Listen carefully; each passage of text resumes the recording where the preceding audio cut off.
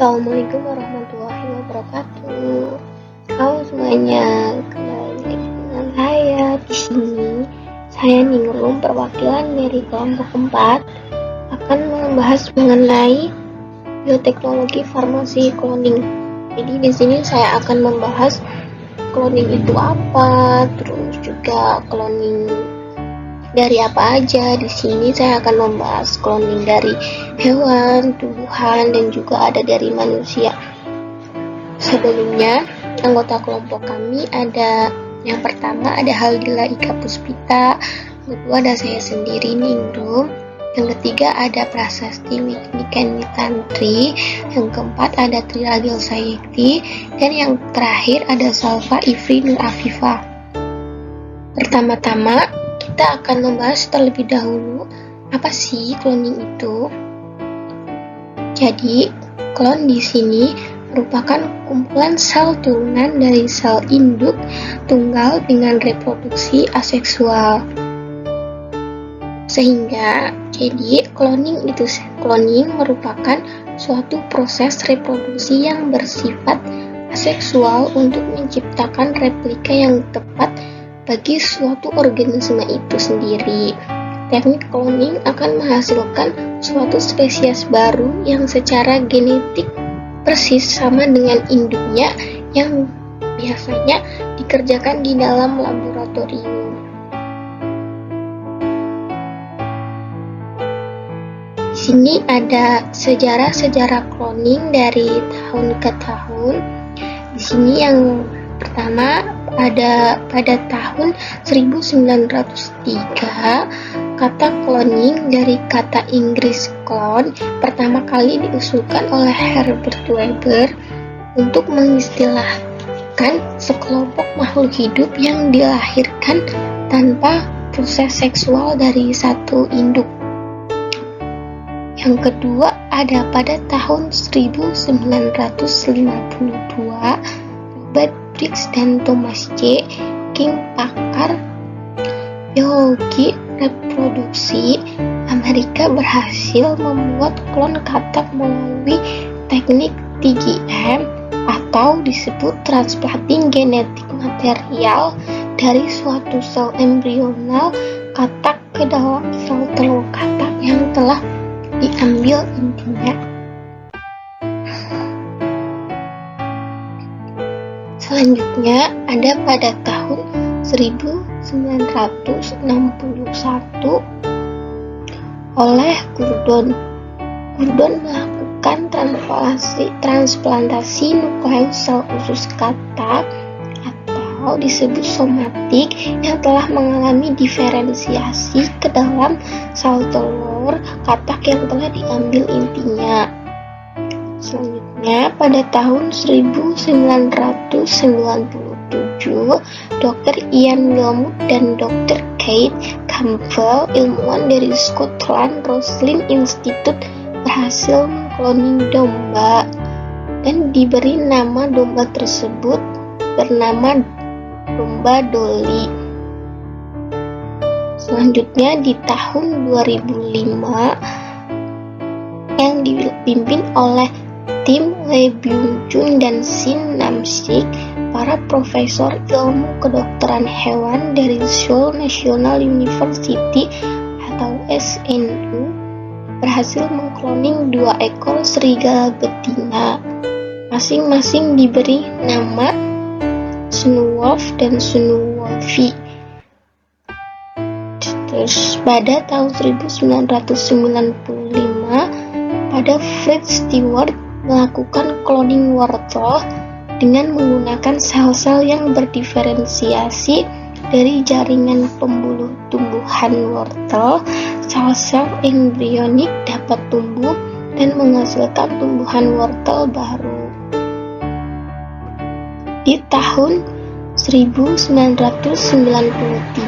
oleh Dr. Jerry Hall dan rekannya tersebut berhasil mengklon embrio manusia. Jadi satu embrio membelah diri menjadi 2 embrio dalam satu sel. Di tahun 1970 Means berhasil melakukan transplantasi sel somatik embrional pada stadium blastula dan morula ke dalam rahim seekor tikus, sehingga dihasilkan klon tikus.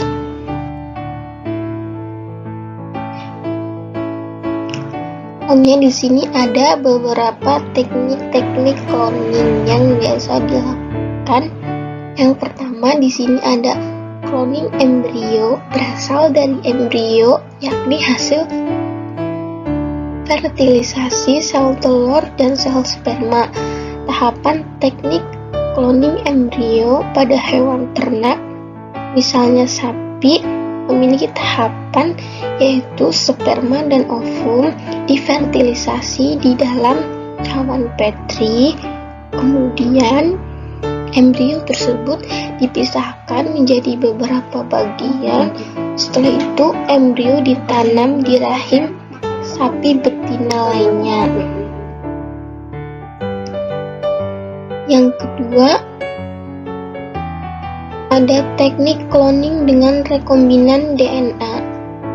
Cara ini dibuat dengan menggabungkan gen yang akan diklon dengan sebuah vektor.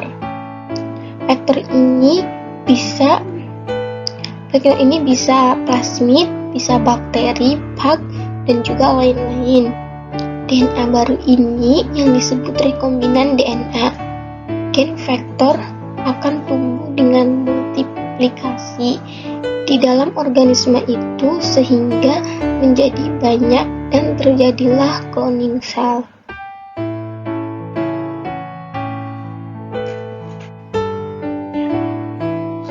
Yang ketiga ada cloning dengan transfer inti.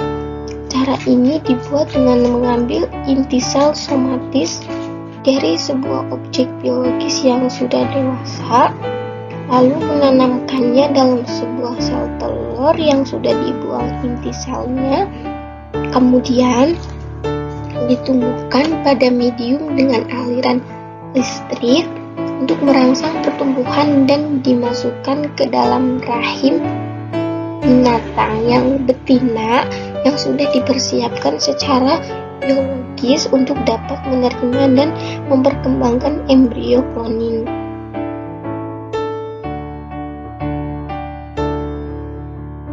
Di sini ada pun juga teknik cloning pada manusia.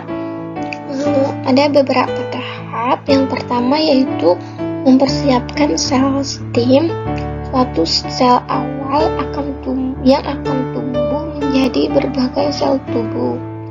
Sel ini diambil dari manusia yang hendak dikloning. Yang kedua, sel stem diambil inti sel yang mengandung informasi genetik, kemudian dipisahkan dari sel. Yang ketiga, mempersiapkan sel telur, suatu sel yang diambil dari sukarelawan perempuan, kemudian intinya dipisahkan.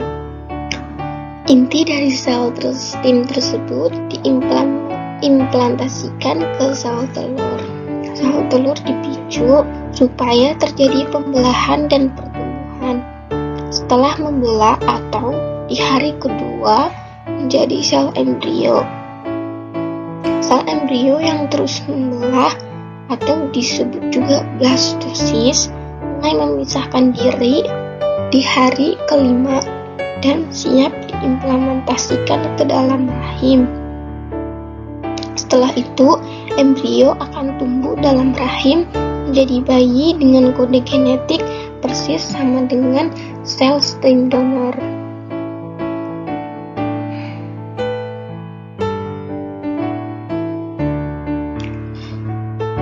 Teknik cloning di sini juga tidak melulu bisa berhasil. Ada pun juga teknik cloning yang bisa mengalami kegagalan. Contoh di sini yaitu teknik cloning pada manusia yang mengalami kegagalan. Bisa dilihat dari gambar kegagalan dari teknik cloning pada manusia bisa menyebabkan kecacatan atau kurangnya bentuk tubuh kita secara lengkap.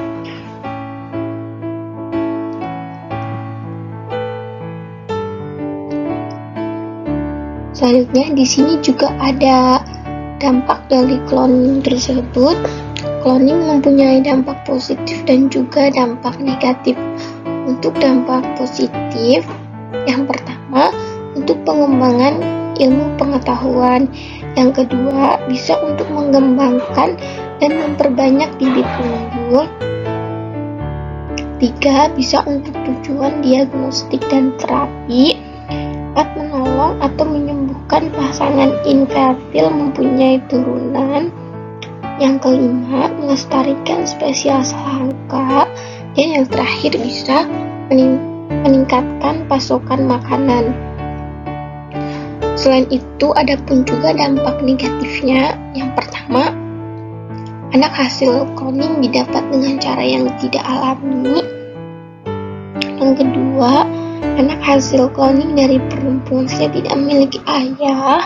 Ketiga, cloning dapat mempermisikan faktor keturunan. Yang keempat, cloning juga menyebabkan ketidakadilan sosial, banyak menimbulkan kecacatan, rentan terhadap penyakit, umur relatif pendek, dan yang terakhir membatasi variasi dan keunikan. Sekian informasi yang bisa kami sampaikan mengenai bioteknologi farmasi cloning. Semoga bermanfaat bagi yang sudah menonton. Sampai jumpa di lain waktu. Wabillahi taufiq wal hidayah. Wassalamualaikum warahmatullahi wabarakatuh. Bye.